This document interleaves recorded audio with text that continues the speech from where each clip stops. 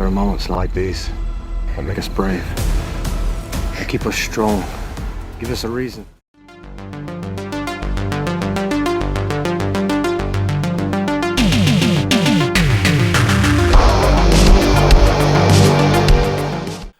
I have to say, it's normally not a good sign on these low-budget indie movies where the director is also the producer and the star of the movie.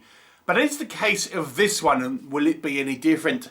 So Tony Gibson directs, produces, stars, edits, writes this movie, Gypsy Moon, a 2024 sort of werewolf movie. So the story takes place in 1799 Romania, and the Romanian gypsies are being subjugated by the Order, a kind of nondescript military organisation from another country. And they are being somewhat persecuted for the benefit of this order. The story follows the captain, that's all he is known as he embarks on some travels across the country, but his carriage is attacked by seemingly a werewolf, and the driver is killed, and he escapes off into the woods, and he is pursued by said creature. And the bulk of the running time is sort of a lone wolf and cub style adventure where he ends up having to look after this small girl who he sort of rescues, and being pursued by this kind of creature, fighting off against various other environmental hazards and things like this. What will happen? You'll have to watch the movie and find out. So this isn't, let me just explain the sort of werewolf movie. It's not explicitly a werewolf. We don't see it transform into anyone or anything like that. And there is a little bit of a twist with it, but it's effectively a werewolf movie, I guess. It's a bipedal werewolf that is monstrous looking. So basically it's a werewolf. Okay. There's all full moons and all this kind of stuff and magical prophecies and yada yada. It's kind of falls into the werewolf category, even though it's not explicitly said it's a werewolf. So, let's discuss. So this is a low budget movie, so expectations must be in place for something like this. What can we say on the positive column? Now, I will say this movie actually has some reasonable aesthetics. Let's talk about it. So, the one thing that struck me initially was some of the kind of the costume design here. This being set in 1799, it's very kind of a period-based movie in regards to its costuming. And I've got to say, again, for the kind of the low budget, I thought, well, do you know what? I'm quite impressed with this kind of costuming and things like this. And then we have some shots. There's a few kind of establishing shots here and there of these kind of gypsies dancing, which looks like to be maybe some sort of Renaissance fair or something like that they could have used to kind of get some of these shots. But nonetheless, I thought, do you know what? Fairly good considering the budget here. We get horse-drawn cart. There's a couple of kind of other kind of sequences as well. I thought, do you know what? I have to say, I think the kind of some of the aesthetic choices here are reasonable.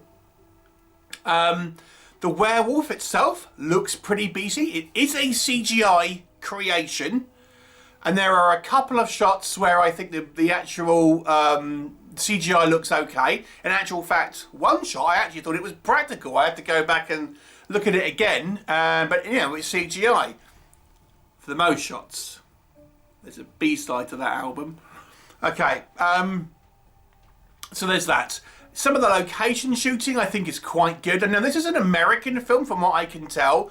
But some of the shooting locations, a lot of it is out in the woods, and I've got to say they do manage to make it feel somewhat kind of European, I have to say.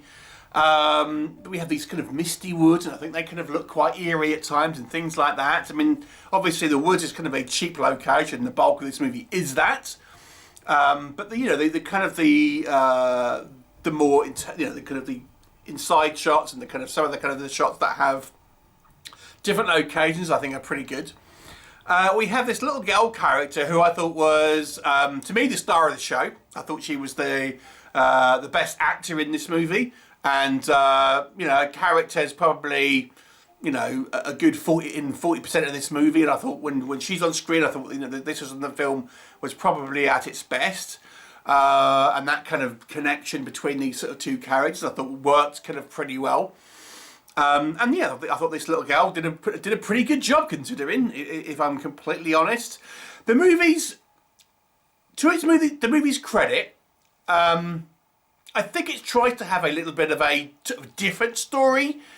A lot of these lower budget films struggle to have much in the way of interesting narrative. Now, this movie has some narrative issues, but there are some story elements, particularly I would suggest at the beginning and the end of this movie. I thought, well, do you know what? There's some clever ideas here to a degree.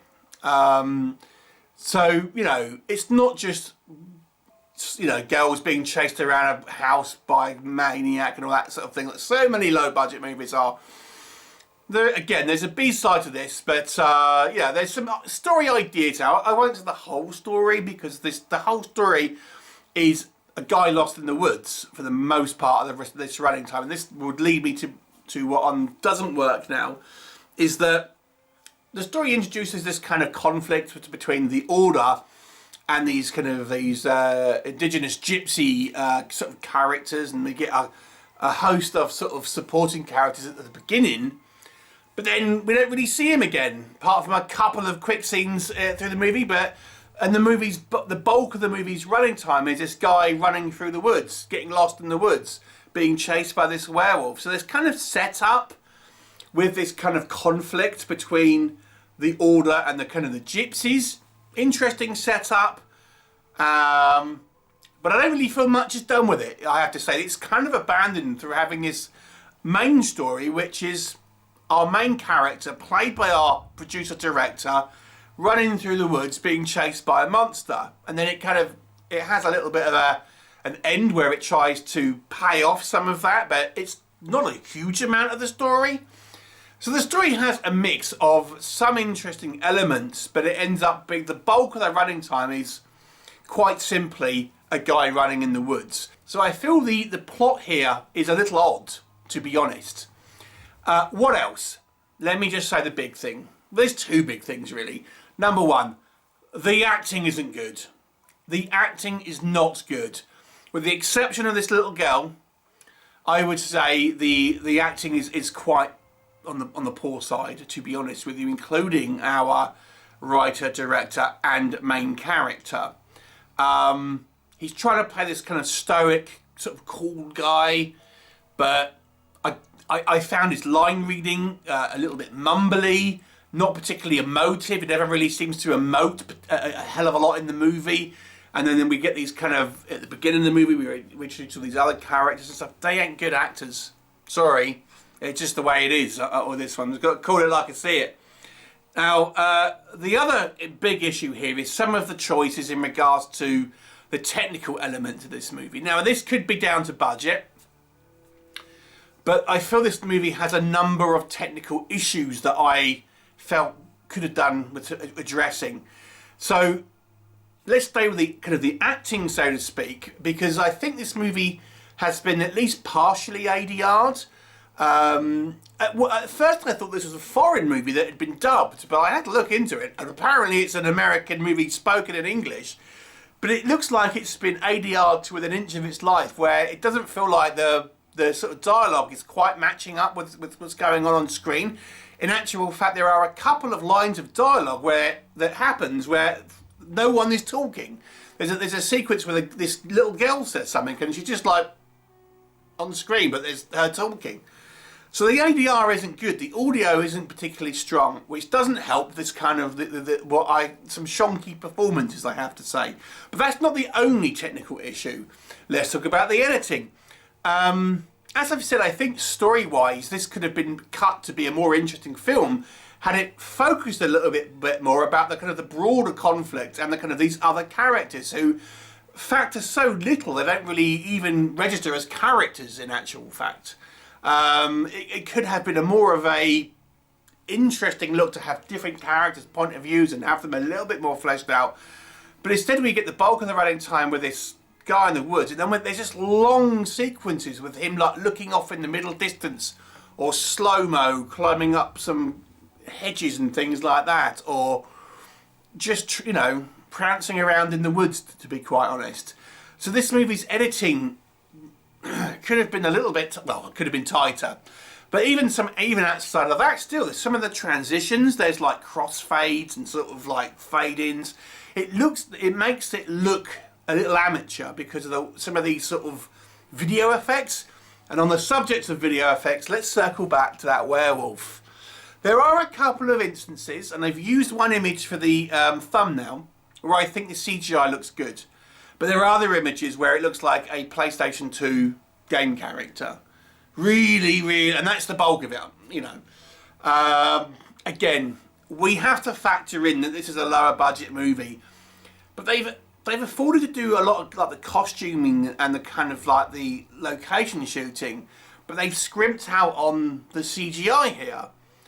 I would have maybe looked at Man in a Suit, to be honest. There you go. There's a kind of like a VFX costume maker that nearly every kind of B-movie werewolf film uses this same costume, and I think it costs about 10 grand.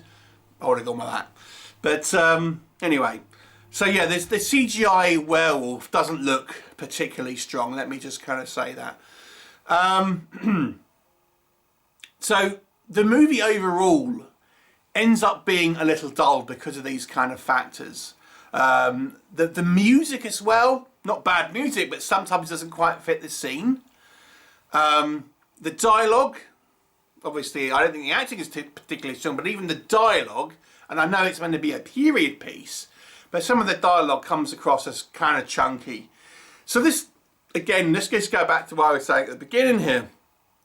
We have these filmmakers that want to do it all themselves. That it wants to be their vision, but I never really think it ends up particularly well because there's no one ever to kind of go, maybe this would be better if we did that, which is ultimately what a producer should do. But these lower budget films, you know, there's no one, they don't ever employ anyone to do that.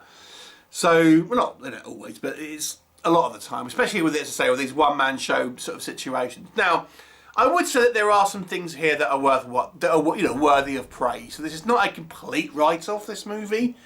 But some of that, the colour grading, some of that kind of the horrible digital kind of feel, especially when our werewolf attacks, it's just like digital effects. Not just the werewolf, but just the kind of like the screen coloration and stuff like that.